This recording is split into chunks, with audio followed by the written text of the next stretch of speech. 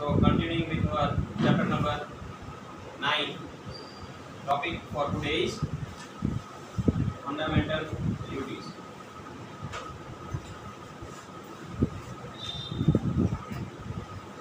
Fundamental duties. આપણે fundamental rights cover કરી લીધું હતું. એની અંદર 6 rights અલગ-અલગ જોયા હતા. Okay.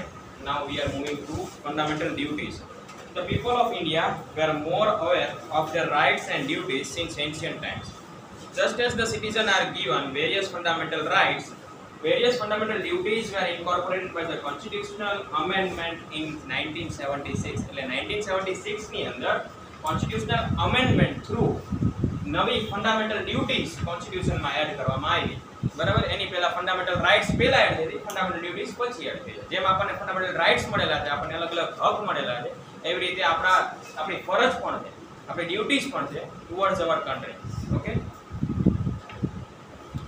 The fundamental duty aim to inculcate love for nation, national integrity, various high ideals and value awareness among its citizens. Inculcate means install, આપણી અંદર જગાવે. બરાબર, શું આપણી અંદર? તો દેશ પ્રેમ. ઓકે, આપણી અંદર દેશ પ્રેમ જગાવે, આપણને યુનિટી આપણને શીખવાડે, કેવી રીતે ભાઈચારામાં રહેવું, બધાની સાથે કેવી રીતે હળીમળીને રહેવું, એ આપણને આપણી ફંડામેન્ટલ ડ્યુટી શીખવાડે. Okay, thereby helping in developing the nation. Every citizen of India should contribute towards the protection of nation's unity, integrity and sovereignty so that there remains peace, security, communal harmony and accord. Means એવું કહેવા માંગે છે કે જેટલા પણ citizen છે ઇન્ડિયાના, એ બધાએ હળીમળીને રહેવાનું અને પ્લસ બધાએ ભેગા મળીને નેશનલની સિક્યુરિટીમાં ફાળો દેવાનો. આપણા નેશનને બચાવવાનું, આપણા કન્ટ્રીને પ્રાઉડ બનાવવાનું, આપણા કન્ટ્રીને બચાવવાનું ટેરરિઝમથી, આપણા કન્ટ્રીને બચાવવાનું ઇવિલ કસ્ટમ્સથી. બરાબર, આપણા નેશનલ ફ્લેગને આપણે રિસ્પેક્ટ દેવાની, આપણા નેશનલ એન્થમને આપણે રિસ્પેક્ટ દેવાની. ઓકે, તો આ બધા જે આપણી ફંડામેન્ટલ ડ્યુટીઝ જે છે એ આપણને આ શીખવાડે. ઓકે, તો fundamental duties are given on the first page of the text book. First text બુકના પહેલા પેજ ઉપર તમને ફંડામેન્ટલ ડ્યુટીઝ પણ આપેલી છે. ઓકે, અહીંયા પહેલું એટલે સેકન્ડ પેજ, આ પેજમાં નહીં પણ આ પેજમાં. ઓકે, ફંડામેન્ટલ ડ્યુટીઝ છે એ જ વસ્તુ, જેટલી પણ ફંડામેન્ટલ ડ્યુટીઝ અહીંયા લખેલી છે એ જ આપણે હવે વન બાય વન જોશું. બુકમાં પણ એ જ આપેલી છે સેમ ચેપ્ટરની અંદર. Now, first is to abide by the constitution and respect its ideals and institutions, the national flag and the national anthem. એટલે આપણે આપણા કોન્સ્ટિટ્યુશન ને પ્રત્યે લોયલ રહેવાનું, આપણા કોન્સ્ટિટ્યુશન ને આપણે સૌથી પહેલા તો માન દેવાનું. બરાબર, એમ નહીં કહેવાનું કે કોન્સ્ટિટ્યુશનમાં લખ્યું બધું ખોટું છે અને આમ ને તેમ ને એવું બધું પોતાની રીતે નહીં ચલાવવાનું. આપણે જે કોન્સ્ટિટ્યુશનમાં લખેલું છે એ પ્રમાણે આપણે ચાલવાનું. આપણા ફ્લેગને આપણે માન દેવાનું, આપણા નેશનલ એન્થમને આપણે માન દેવાનું. બરાબર, એટલે જનગણ મન જ્યારે બી સ્ટાર્ટ થાય ત્યારે પોતાની જ્યાં પ્લેસે બેઠા હોય ત્યાં ઊભું થઈ જવાનું, અથવા કંઈ પણ કામ કરતા હોય તો સ્ટોપ કરીને એને રેસ્પેક્ટ માટે આપણે બધા નેશનલ એન્થમ માટે ઊભા થઈને એને રેસ્પેક્ટ દેવાનું. ઇવન ફ્લેગ જ્યારે હોસ્ટ થતો હોય ત્યારે પણ આપણે સ્ટ્રેટ ઊભા રહીને એને સેલ્યુટ કરી.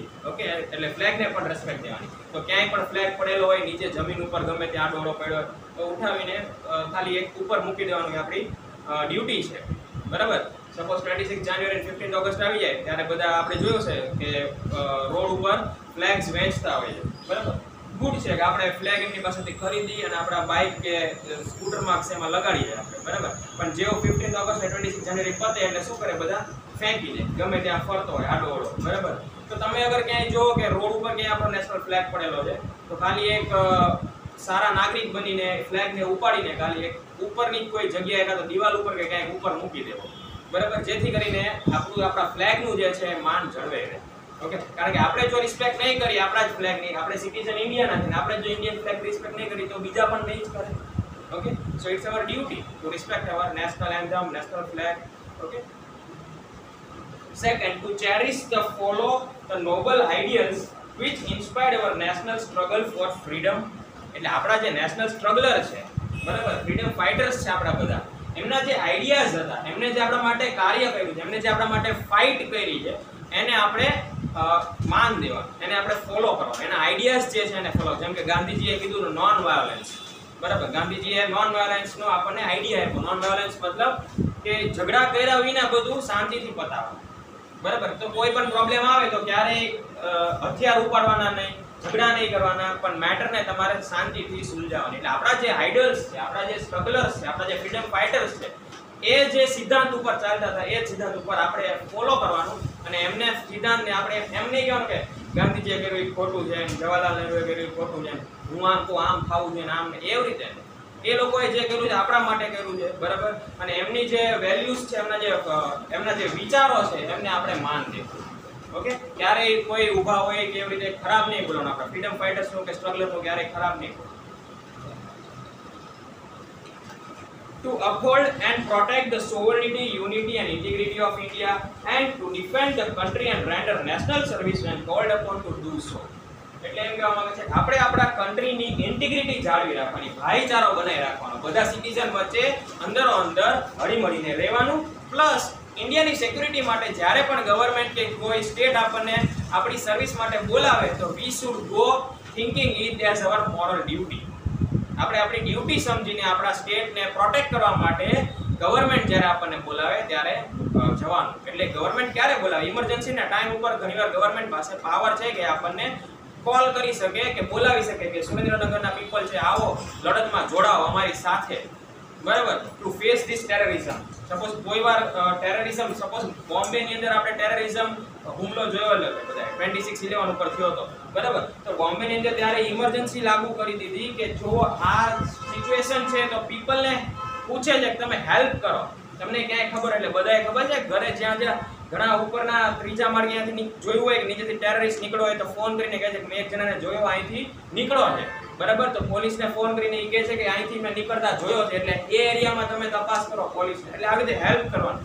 એટલે state can ask you at any time. કોઈ વોર, આપણને કોઈ બીજો દેશ આપણા દેશ ઉપર હુમલો કરે તો ઇમરજન્સી આવી જાય, બરાબર. તો આપણા દેશને બચાવવા માટે government can ask us to join the force, બરાબર. એ આપણને પૂછી શકે ને આપણે જવાય. જાવું ન જવું આપણો ઉપર છે, પણ આપણી એક ડ્યુટી સમજીને આપણે જવું જોઈએ, મદદ કરવા. ઓકે, હા, જનરલી આપણને તમને ન પૂછે, બરાબર. જે એવા હોય કે જે 20 years કે 25 yearsની ઉપર હોય એ બધાને જનરલી બોલાવે. ઓકે, તમને લોકો ન બોલાવે. અને પ્લસ એવી ભરતી પણ આવે છે, ગવર્મેન્ટની એવી ભરતી પણ હોય છે મિલિટરીમાં, જે 6 મહિના તમે 6 મહિના ખાલી મિલિટરીમાં જાઓ, 6 મહિના તમે ઘરે રહેવાનું. ઓકે, ત્યાં ટ્રેનિંગ આપે તમને. અને પ્લસ જ્યારે ઇમરજન્સી હોય ત્યારે તમને બોલાવે ત્યારે તમારે જવું પડે, બરાબર. તો આવી એ જોબ પણ હોય છે, ગવર્મેન્ટ ઓફર કરતા હોય છે અલગ અલગ જોબ, તો એમાં પણ જોડાવ.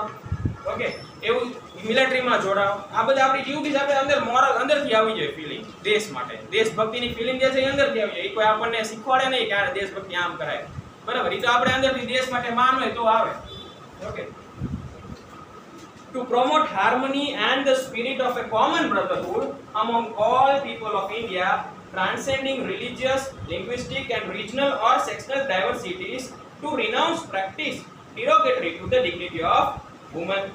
એટલે એમાં એવું કહેવા માંગે છે કે તમારે સૌથી પહેલા તો ઇન્ડિયાની અંદર રહેવું હોય તો સિટીઝન બનીને રહેવું હોય તો ભાઈચારાથી રહેવાનું.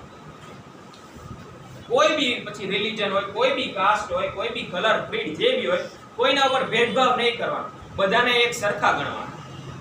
અને વુમનને કંઈ ડિસરિસ્પેક્ટ દેખાડતા હોય કે ગર્લ પ્રત્યે કંઈ એવી પ્રથા હોય કે વુમન પ્રત્યે કોઈ અત્યાચાર થતો હોય તો એને આપણે સ્ટોપ કરવાનો, બરાબર. એટલે કે આપણે ઘણી બધી પ્રથા જૂની જે હતી, સતી પ્રથા, દૂધ પીતી, આ બધી જે તમને સિસ્ટમ્સની ખ્યાલ હશે, બરાબર ને, ઇવિલ સિસ્ટમ્સ જે હતી એ બધાને સ્ટોપ કરવાની આપણે કરી પણ. એટલે વુમન પ્રત્યે કંઈ અત્યાચાર થતો હોય તો એને તમારે એટ ધ ટાઈમ સ્ટોપ કરાવવાની, બરાબર. રિનાઉન્સ નો મતલબ છે ને ત્યાગવું, ત્યાગ કરી દે ને આપણે, એવી પ્રથાને ત્યાગી દો કે જે વુમન પ્રત્યે ડિસરિસ્પેક્ટ દેખાડતી હોય. ઓકે, ડિરોગેટરી નો મતલબ થાય શોઈંગ ડિસરિસ્પેક્ટ. ડિરોગેટરી નો મતલબ શું થાય? Showing disrespect to the dignity of woman, to the respect of woman. Now, to value and preserve the rich heritage of our composite culture. આપણું જે કલ્ચર છે એનું હેરિટેજ, આપણને વારસામાં જે મળેલું છે, જે કલ્ચર મળેલું છે, જે આપણને આર્કિટેક્ચર કે મોન્યુમેન્ટ્સ મળેલા છે, બરાબર, એ બધાને આપણે સાચવવાની જવાબદારી આપણી છે, બરાબર. સપોઝ આપણને જે કલ્ચરલ, આપણને ઘણા બધા કલ્ચરલ મળેલા છે, બરાબર. આપણી લાઈફસ્ટાઈલમાં આપણે જોયું છે ઘણા બધા આપણને શીખવાડે કે એક એવું પણ શીખવાડેલું છે કે જ્યારે મંદિરમાં જઈ ત્યારે શૂઝ નહીં બહાર કાઢીને જવાનું, બરાબર. વુમનને એને એવું જનરલી શીખવાડેલું છે કે માથે ઓઢીને જવાનું, બરાબર. તો આ બધી જે ઘણી બધી કાસ્ટમાં અલગ અલગ રિલિજનમાં અલગ અલગ કલ્ચર શીખવાડતા હોય, તો એને આપણે પ્રિઝર્વ કરવાનું, એને આપણે માન દેવાનું અને એ પ્રમાણે આપણે ચાલવાનું. સેકન્ડ થિંગ, ઘણા બધા મોન્યુમેન્ટ્સ છે, બરાબર. ગુજરાતની વાત કરીએ તો આપણે ગુજરાતની અંદર સારું એવું વર્લ્ડ હેરિટેજ સાઇટ છે પાટણની અંદર, રાણી કી વાવ, બરાબર. તો રાણી કી વાવ જે છે ત્યાં આપણે એને સાચવવાનું, એ આપણી ડ્યુટી છે, બરાબર. નકર ઘણા શું કરે, ત્યાં જઈને નાસ્તો વાસ્તો કરીને કાગળ બાગળ બધું ફેંકીને કચરો ફેલાવે, બરાબર, અને એને બરબાદ કરી દે. અથવા તો કોઈ મોન્યુમેન્ટ કે કોઈ ઓલ્ડ સ્ટ્રક્ચર આપણને મળ્યું હોય જે આપણું કલ્ચરલ ગણાતું હોય, ત્યાંથી આપણું કલ્ચર જ્યાંથી આવ્યું હોય, એવી વસ્તુ કે એવી મોન્યુમેન્ટ્સ કે એવી પ્લેસીસ હોય ને એને આપણે સાચવવાની, એ આપણી જવાબદારી, બરાબર. To protect and improve the natural environment including forest, lake, river and wildlife and to have compassion for living creatures. એટલે આપણે આપણા નેચરલ એન્વાયરમેન્ટ ને પહેલા તો પ્રોટેક્ટ કરવાનું, એટલે કે ઝાડ જેવું બધું કાપવાનું નહીં, બરાબર. વધારે વૃક્ષ ઉગાડવાના, ગલી આપણા ઘર પાસે ક્યાંય જગ્યા હોય તો વૃક્ષ ઉગાડો, બરાબર. ઝાડ કાપો નહીં. લેક્સ, રિવર્સ જે છે એને સાચવીને રાખો. અત્યારે બધા રિવર્સને છે ને બહુ પોલ્યુટ કરી નાખે, બરાબર. લોકો જાય છે બધા ધાર્મિક સ્થળ ઉપર જાય છે, પણ ત્યાંથી જે આપણી ગંગા અને જે રિવર્સ નીકળે છે એની અંદર બહુ બધો કચરો ફેલાવીને આખીને પોલ્યુટ કરી નાખે, બરાબર. તો આપણે આપણી મોરલ ડ્યુટી સમજીને, આપણે આપણી ફંડામેન્ટલ ડ્યુટી સમજીને એ રિવર્સને પોલ્યુટ કરતા બચાવવાની છે, બરાબર. ફોરેસ્ટ જે છે એ ડિગ્રેડ થતા દિવસે ને દિવસે એને બચાવવાના છે, ઓકે. અને લિવિંગ ક્રીચર પ્રત્યે આપણે દયા રાખવાની, ઓકે. ઘણા લોકો ગાયને એની બધાને લાકડીથી મારતા હોય અથવા એનો ચામડા માટેથી એને મારી નાખતા હોય, બરાબર. તો આ બધી આપણે જે પ્રથા જે છે અથવા આ બધી જે સિસ્ટમ છે એને આપણે સ્ટોપ કરવાની. Now to develop the scientific temper, humanism and spirit of inquiry and reform, આપણે આપણી અંદર એક સાયન્ટિફિક ટેમ્પર ડેવલપ કરવાનું. એટલે કે એમ નથી કહેતો કે તમે સાયન્ટિસ્ટ બની જાઓ, બરાબર, પણ દેશ માટે એવું કંઈક કરો. સાયન્ટિસ્ટ બનશે એ શું કરશે? દેશ માટે, દેશનું નામ જ આગળ લાવશે ને. એવું નથી કહેતા કે તમે ખાલી સાયન્ટિફિક સાયન્સના રિલેટેડ જ કોઈ ફિલ્ડમાં આગળ જાઓ, તમે ઓલિમ્પિકમાં જાઓ, બરાબર. તમારી પાસે સ્કિલ્સ હોય, તમે એવું ડેવલપ કરો કે તમે દેશનું નામ જે છે એ વર્લ્ડ વાઇડ રોશન કરી શકો, બરાબર. એવા કાર્ય કરો, ઓકે. તમને ક્રિકેટ ગમે છે તો ક્રિકેટમાં આગળ વધો, ફૂટબોલ ગમે તો ફૂટબોલમાં આગળ વધો, ઓકે. પણ આગળ વધીને પછી બીજા દેશ માટે રમવાનું નહીં, આપણા દેશ માટે રમવા માટે, બરાબર. To safeguard public property and to observe violence. Observe નો મતલબ ઓપોઝ કરવાનો. વાયોલેન્સ ખબર છે ને શું કહેવાય? મારપીટ, બરાબર. ઝઘડો જે કરી, ઓકે. ઝઘડો કરી પણ કેવી રીતે, કેવો ઝઘડો? હથિયારથી, વેપન્સથી ઝઘડો કરો ને એવું બધું સ્ટોપ કરવાનું, મારપીટ બંધ કરવાની, okay. And to safeguard public property જેટલી પણ છે એ બચાવીને રાખો. ગવર્મેન્ટે જે આપણા માટે પબ્લિક પ્રોપર્ટી બનાવી છે એને નુકસાની ક્યારેય નહીં પહોંચાડવાની, બરાબર. આપણો જનરલી ટેન્ડર એવો છે કે આ આપણું ક્યાં ઘર છે એમ કરીને ત્યાં આપણે ગમે તેમ આપણે બિહેવ કરી, ગમે તે આપણે નુકસાની પહોંચાડી, બરાબર. સપોઝ કોઈ ટેમ્પલ બનેલું છે તો ત્યાં કોઈ પણ વસ્તુ આપણે ખાઈને ગમે ત્યાં ફેંકી દેશું, બરાબર. એમ કે આપણું ક્યાં ઘર છે? ઘર હોય તો ઘરમાં ગમે ત્યાં ન ફેંકીએ આપણે, બરાબર. તો પ્રોપર જગ્યાએ જઈને ડસ્ટબિનમાં નાખો. પણ બીજી જગ્યાએ કેમ એવું નથી કરવું? તો તમે પબ્લિક પ્રોપર્ટીમાં જાઓ છો, ગવર્મેન્ટ પ્રોપર્ટીમાં જાઓ છો, ત્યાં પણ તમારે આવો કચરો ફેલાવતા બચાવવાનો કે એને ડિસ્ટ્રોય થતા બચાવવું જોઈએ, okay. To strive toward excellence in all spheres of individual and collect activities so that the nation constantly rise to higher level of endeavor and achievement, and who is a parent of guardian to provide the opportunity for education to his child, or as the case may be, born between the age of 6 and 14 years.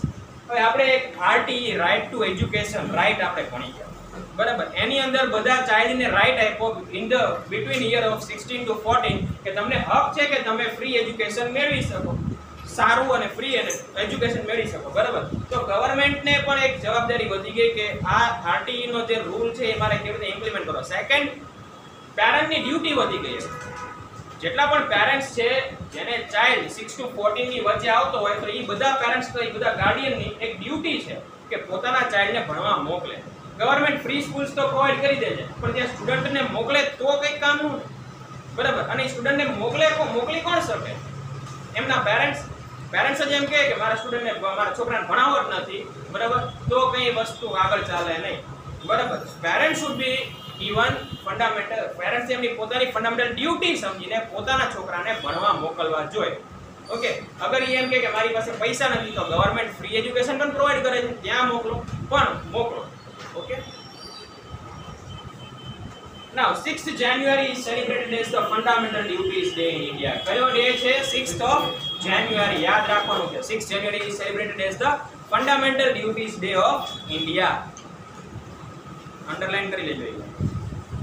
Of all these duties, some duties are backed by laws. આમાંથી ઘણી બધી એવી duties છે કે જેને કોર્ટનો કે લોનો backbone મળે છે. એનો મતલબ એમ કે જો તમે એ ડ્યુટીઝ ફોલો નહીં કરો ને તો તમને સજા પણ થઈ શકે. The person violating it can be sentenced. A teacher should make effort so that the students follow the duties and they become aware and conscious. એટલે ટીચરે મેં તો તમને બધાને કીધું કે ફ્લેગ જે છે એને તમારે ઉપાડીને તમારી ડ્યુટી સમજીને એને રિસ્પેક્ટ કરીને તમારે ફ્લેગને પ્રોપર પ્લેસે મૂકવાનો. બરાબર, નેશનલ એન્થમ આવે ત્યાં તમારે ઊભા થઈને એને ઊભા થઈ જવાનું. બરાબર, રેસ્પેક્ટ માટે. સપોઝ ક્યાંય બી આપણે કોઈ વ્યક્તિને પ્રોબ્લેમમાં જોઈ તો એને હેલ્પ કરવાની. ઓકે, ભાઈચારો ફેલાવવાનો. અથવા એવું નહીં કહેવાનું કે હું ક્યાં ઓળખું છું, મારે તો એને કંઈ હેલ્પ નથી કરી, જવા દો. બરાબર, તો થોડીક એક દયા ભાવના રાખવાની બધા હ્યુમેનિટી પ્રત્યે, લિવિંગ ક્રીચર્સ પ્રત્યે દયા ભાવના રાખવાની. એટલે ગાયને કે કૂતરાને કે બિલાડાને કોઈને મારવાના નહીં. ઓકે, ઉપરથી એને આપણે કોઈ ફૂડ વેસ્ટ થતું હોય તો એને જઈને આપણે નાખી તો વધારે સારું, સાવ ફેંકી દેવું એના કરતાં. ઓકે, ઘણા લોકો શું કરે, વૈટ હોય શું કરે, પ્લાસ્ટિકના જબલામાં પેક કરીને ફેંકી દે.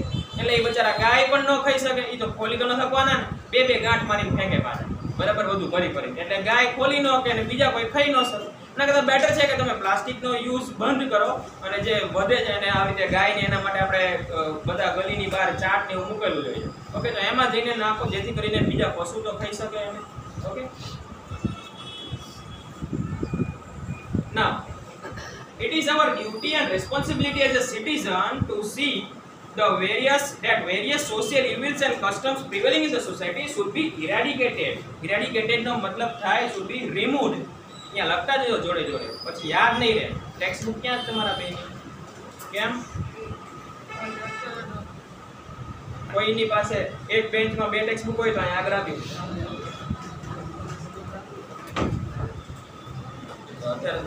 ખબર કરી દે પડે ટેક્સ્ટ બુક.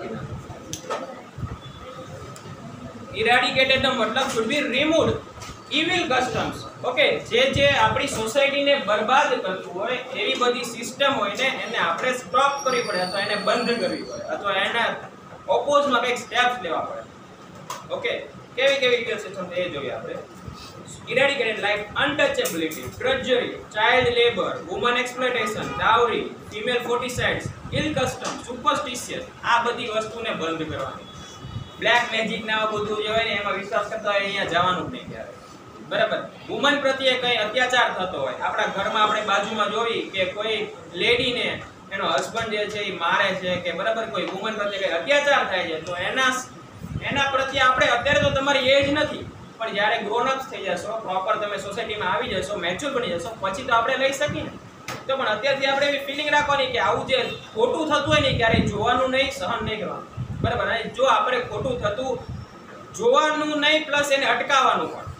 ઓકે, કેવી રીતે અટકાવશો? આપણે પોલીસમાં કમ્પ્લેન કરી શકીએ ને. ઓકે, આપણી બાજુમાં આપણે કોઈ મોટો ઝઘડો થતો જોવી જોઈએ. બરાબર, દેન વી શુડ ખાલી આપણે સપોઝ કોઈ એક્સિડન્ટ થયું છે, ઓકે, તો વધારે કાંઈ ન કરો તો કંઈ નહીં, તમારા મોબાઈલમાંથી એક એમ્બ્યુલન્સને બોલાવી દો જેથી કરીને કોઈની લાઈફ બચી શકતી હોય. બરાબર, ઘણા લોકો તો એક્સિડન્ટ થઈને જોવે તો કાં તો રેકોર્ડિંગ કરતા હોય ઊભા મોબાઈલમાં અને કાં તો ત્યાંથી નીકળી જાય, બાયપાસ થઈ જાય. બરાબર, આ બાજુ નથી જાવ કે કંઈક લપ થઈ લાગે. બરાબર, લપ થઈ. હા, અત્યારનો ટાઈમ એવો નથી કે અત્યારે એવો જમાનો પણ આવ્યો છે કે હાઈવે ઉપર આવા નાટક કરીને બધાને લૂંટી પણ લે. બરાબર, એટલે હવે આપણે ડ્યુટીઝ જે છે એ નિભાવવાની પણ પાછું આપણું એ સેફટી ધ્યાન રાખવાનું. બરાબર, ગમે એને પાછું બચાવવા નહીં હોય જવાનું. એટલે અનટચેબિલિટીની જે સિસ્ટમ છે એ પણ આપણે બંધ કરવાની. છૂત અછૂત કે ને, બરાબર, અનટચેબિલિટી એ પણ જે ઇવિલ કસ્ટમ્સ છે જૂના એ બધા બંધ કરવાની. ઓકે, બ્રાઇબ કોઈને નહીં દેવાની, રિશ્વત નહીં દેવાની. રિશ્વત જે છે એ ખોટું છે ને, આપણને ખબર છે. રિશ્વત દેવી ખોટું, રિશ્વત લેવી ને દેવી બંને ખોટું. બરાબર, ચોરી કરવી એ ખોટી વાત છે. ઓકે, ચોરી કરતા હોય એને સાથ લેવો એ પણ ખોટી વાત છે. ઓકે, આવી બધી જે ઇવિલ કસ્ટમ છે, બેડ માલ પ્રેક્ટિસીસ છે, એ બધી સ્ટોપ કરવી જોઈએ આપણે. These duties are directive in conveying us that what a sensible and aware citizen must do. એટલે કોઈ એક સારો નાગરિક હોય એને શું કરવું જોઈએ ને એ આપણને આ ડ્યુટીઝ આપણી શીખવાડે છે. If citizen propagate the importance and utilization of fundamental duties, then future citizens develop the feeling of national responsibility, international brotherhood, just and exploitation free society. જો આપણે અત્યારથી જ એવી બધી પ્રેક્ટિસ પાડશું કે આપણે તે ઇવિલ કસ્ટમ્સ બંધ કરી છે, બરાબર, તો આપણા જે નેક્સ્ટ જનરેશન આવશે, હવે આપણી જે આના પછીની જે જનરેશન આવશે એ લોકો આપણી પાસેથી જ શીખશે ને. ઓકે, તો બેટર છે કે આપણે તે પ્રોપર સિટીઝન બની જાય જેથી કરીને આવતી જનરેશન પણ એ બધું આપણી પાસે શીખીને પ્રોપર સિટીઝન બને અને એક એક્સપ્લોઇટેશન ફ્રી કન્ટ્રી ઇન્ડિયાને બનાવે. Okay, now moving further to directive principles of state policy. Now what is directive? જેમ આપણે ફંડામેન્ટલ રાઇટ્સ જોયા, કોન્સ્ટિટ્યુશને આપણને ફંડામેન્ટલ રાઇટ્સ આપ્યા છે, અલગ અલગ રાઇટ્સ આપ્યા છે. કોન્સ્ટિટ્યુશને આપણને ફંડામેન્ટલ ડ્યુટીઝ આપી કે આ બધી આપણી ડ્યુટીઝ છે, આપણી ફરજ છે. ઓકે, એવી રીતે directive principle of state policies કોન્સ્ટિટ્યુશનની અંદર આપણને કંઈ નથી આપતું પણ સ્ટેટને આપે છે. State means government. ઓકે, જે ગવર્મેન્ટ સ્ટેટને ગવર્ન કરતી હોય, જે ગવર્મેન્ટ સ્ટેટને એડમિનિસ્ટર કરતી હોય, એ ગવર્મેન્ટને શીખવાડે છે અથવા એને અલગ અલગ પોઈન્ટ્સ આપે છે કે તમે આ રીતે સોસાયટીને અથવા તો તમારા સ્ટેટને પ્રોપરલી ચલાવી શકો. બરાબર, તો આની અંદર જેટલા પણ પોઈન્ટ્સ લખેલા છે, જેટલા પણ આર્ટિકલ્સ છે ડિરેક્ટિવ પ્રિન્સિપલ ઓફ સ્ટેટ પોલિસીની અંદર, એ બધા આર્ટિકલ્સ કોને રિલેટેડ છે? સ્ટેટને રિલેટેડ. એમાં કોઈ સિટીઝનની વાત નથી થતી. Okay, let us see one by one શું છે. Directive principles of the state have been incorporated in the chapter 4 of the Constitution. The objective of the directive principle of state policy is to guide the present and the future. આનો main objective શું છે કે અત્યારે કેવી રીતે system ચલાવી જેથી કરીને ફ્યુચરમાં ઈ પ્રોપરલી ચાલે.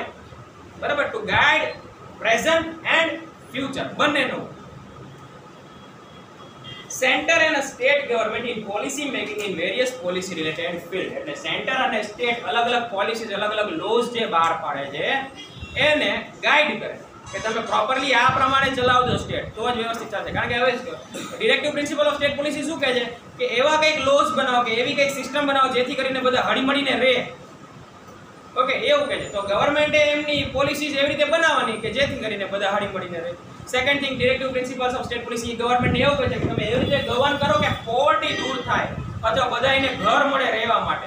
ઓકે, તો ગવર્મેન્ટ એના માટે તેમ શું કર્યું? આવાસ યોજના બહાર પાડી કે જે ગરીબી રેખાની નીચે ને બધાને ફ્રીમાં ઘર બનાવી દે.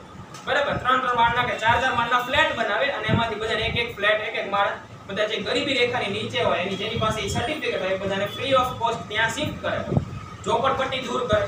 બરાબર, તો આવી બધી પોલિસીસ કે આવી બધી પોઈન્ટ્સ એમાં લખેલા છે જે ગવર્મેન્ટ જો ફોલો કરશે ને તો પ્રોપરલી સિસ્ટમ આખી જે સ્ટેટ છે ને પ્રોપરલી ગવર્ન કરી શકે. Okay, this principle are directives. એકચ્યુઅલીમાં આ બધા ડિરેક્ટિવ્સ છે. ડિરેક્ટિવ્સ મીન્સ કંઈક ડાયરેક્શન આપતા હોય એવા. ઓકે, હું તમને ડાયરેક્શન આપતો હોય, સપોઝ તમે, તો હું ડિરેક્ટિવ પ્રિન્સિપલ્સ છે મારા. ઓકે, હું કંઈક તમને સારું એવું શીખવાડું છું તો એ પછી તમારે એને અમલમાં લેવું કે ન લેવું એ તમારી ઉપર છે, પણ હું કંઈક સારું એવું શીખવાડું છું એટલે ડિરેક્ટિવ્સ છે. પ્રિન્સિપલ જે ડિરેક્ટિવ છે એટલે કંઈક સાચી ડાયરેક્શનમાં દોરે છે. Okay, the state is not bound to fulfill them. એટલે કીધું ને કે સ્ટેટ એના બંધાયેલો નથી કે એને આ બધા ડિરેક્ટિવ પ્રિન્સિપલ ફૂલફિલ કરવા જ જોઈએ. એ ના પણ કરે અથવા એની પ્રમાણે પણ ચલાવી શકે, પણ જો આના પ્રમાણે ચલાવે તો પ્રોપર સ્ટેટ ચાલે. But it's the moral responsibility of the state to keep this principle in the center for framing any policy. પણ સ્ટેટની એક મોરલ રિસ્પોન્સિબિલિટી છે કે આ બધા પ્રિન્સિપલને ધ્યાનમાં લઈને પણ સ્ટેટની એક મોરલ ડ્યુટી છે કે જો એ નવી કોઈ પોલિસી બનાવતું હોય તો આ બધા પ્રિન્સિપલ્સને ધ્યાનમાં લઈને બનાવે જેથી કરીને કોઈ બી સિટીઝનના રાઇટ્સ ક્યારેય બ્રેક ન થાય અને એક પીસફુલ ઇન્ટિગ્રેટેડ સ્ટેટ બનીને રહે. The main objective of this principle is to see that any political, social and economic justice should be available to all. Such a social structure should be established. આપણે 8 ની અંદર એક question આવ્યો છે. Political equality is not complete unless and until we fulfil the social equality and the economic equality. ખ્યાલ છે બધાને? સમજાય હોય તો બરાબર. એટલે એમાં શું કહેવા માંગે છે, જો તમારે પોલિટિકલ ઇક્વાલિટી દેવી હોય, બધાને એવા હક દેવા હોય કે એવડે ફ્રીલી પોતાના લીડરને વોટ કરવા આવી શકે, કાંઈ પણ વિચાર્યા વિના, કોઈ ડર વિના, બરાબર. તો કોઈ ડર વિના કોઈ પણ વ્યક્તિ વોટ કરવા ક્યારે આવશે? જ્યારે એને કંઈક માન મળતું હોય ત્યારે, જ્યારે એને કંઈક સિક્યુરિટી મળતી હોય, માન મળતી હોય. તો એ સિસ્ટમમાં જે એન્વાયરમેન્ટ પ્રોવાઈડ કરવાની જવાબદારી કોની છે? ગવર્મેન્ટ. ગવર્મેન્ટે ધ્યાન રાખવું પડે ને કે સપોઝ હવે કોઈ એક વ્યક્તિ ઊભો છે, એક પાર્ટી બનાવીને ઊભો છે, સપોઝ માની લો કે એ ગુંડો છે, ઓકે, તો બધાને ધમકાવીને એમ કહેશે મને વોટ ના આપો તો મારી નાખીશ, ઓકે. એટલે બધાએ ફરજિયાત જશે અને બચારા ડરીને તો એને જ વોટ આપશે, ઓકે. તો હવે આવું ન થાય, આવી સિચ્યુએશન ના આવે, એના માટેની જવાબદારી કોની? ગવર્મેન્ટની.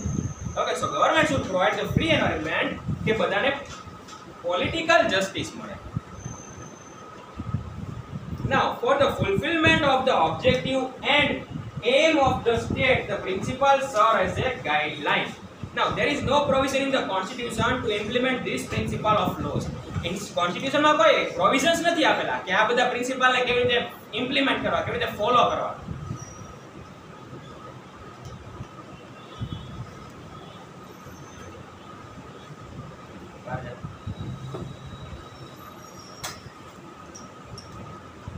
જલ્દી યાર.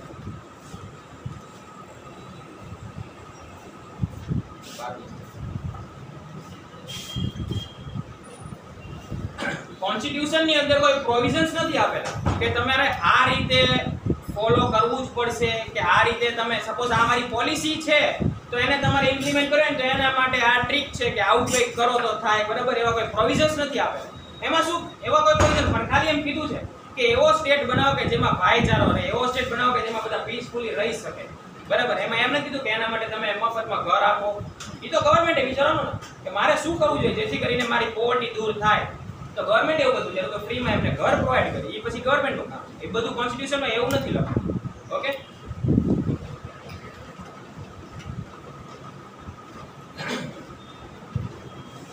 These fundamental principles do not provide any legal support or legal right. એટલે હવે આ પ્રિન્સિપલ્સ જો ગવર્મેન્ટ ફોલો ન કરે તો એને કોઈ લીગલ સપોર્ટ નથી. મીન્સ આપણે એના ખિલાફ, હવે ગવર્મેન્ટને એવું કીધું છે કે તમારે પોવર્ટી દૂર કરવાની, પણ ગવર્મેન્ટ એના માટે કઈ સ્ટેપ્સ ના લે તો હું એના ઓપોઝમાં કોર્ટમાં ન જઈ શકું કે મારી ગવર્મેન્ટ પોવર્ટી દૂર નથી કરતી, કે મારી ગવર્મેન્ટ સ્વચ્છતા અભિયાન નથી કરતી.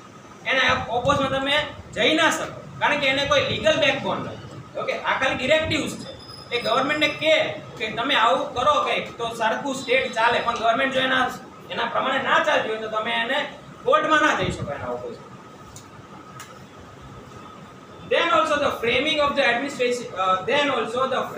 and the administering the law of the state, these are fundamentals.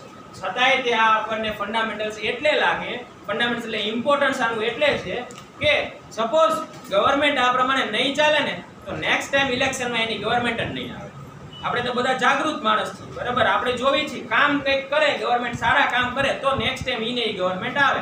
5 વર્ષ પછી ખબર જ છે ઇલેક્શન આવશે જ તે પાછું. તો સપોઝ કોઈ વ્યક્તિએ સારું કામ નહીં કર્યું હોય તો ઓબ્વિયસ છે આપણે એને બીજી વાર વોટ દેવાના જ નથી, બરાબર. એટલે આ ઇમ્પોર્ટન્ટ છે. જો આ પ્રમાણે ચાલશે ને તો એ બીજી વાર એની સત્તા બનાવી પણ શકે.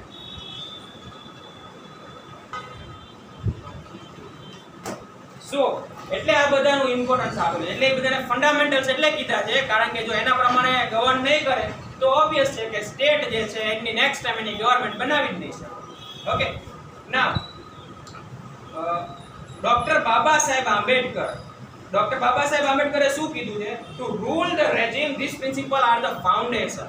જો મારે મારા સ્ટેટ ઉપર રૂલિંગ કરવું હોય અથવા એડમિનિસ્ટર કરવું હોય તો આ બધા પ્રિન્સિપલ્સ છે ને મેઇન પોઈન્ટ્સ છે. એટલે બાબા સાહેબ આંબેડકરે એમ કીધું છે કે જો કોઈ ગવર્મેન્ટ આ પ્રમાણે ચલાવશો ને તો ગેરંટીથી નેક્સ્ટ ટાઈમ તમારી ગવર્મેન્ટ આવશે ને આવશે ને આવશે જ તે. કારણ કે આમાં એવી બધા કાર્ય લખેલા છે કે જે સિટીઝનના હિતમાં છે, બરાબર. તો ઓબ્વિયસ છે આપણું કંઈક સારું થતું હોય તો આપણને બીજી વાર ગવર્મેન્ટ આવે તો આપણને જ ફાયદો છે ને, બરાબર. એવી કોઈ ગવર્મેન્ટ હોય જે કંઈ કામ જ નથી કરતી તો ઓબ્વિયસ છે કે આપણે નેક્સ્ટ ટાઈમ એને વોટ દેવા જ નહીં, કાં તો વોટ દેવા નહીં જઈ, કાં તો બીજું કોઈ સારું ઓપ્શન મળશે તો એને વોટ દેશું, પણ આ ગવર્મેન્ટને હું વોટ નહીં દઉં એમ જ કહેશું ને આપણે. બરાબર. તો બાબા સાહેબ આંબેડકરે એવું કીધું છે કે આ બધા પ્રિન્સિપલ્સ જે રહ્યા એ બધા પ્રોપરલી ગવર્ન કરવા માટે અથવા નેક્સ્ટ ટાઈમ તમારી ગવર્નમેન્ટ લાવવા માટે થઈને આ બધા પ્રિન્સિપલ્સ છે એ બધા કેવા છે, important. It means an attempt to establish political democracy in our constitution. Political democracy is incomplete without social and economic democracy. આયો ને આ જ ક્વેશ્ચન હતો ને, ઇનઇક્વાલિટી તો આપણે ડેમોક્રેસી ની પડે. એટલે પોલિટિકલ ડેમોક્રેસી જે છે it is incomplete without social and economic democracy.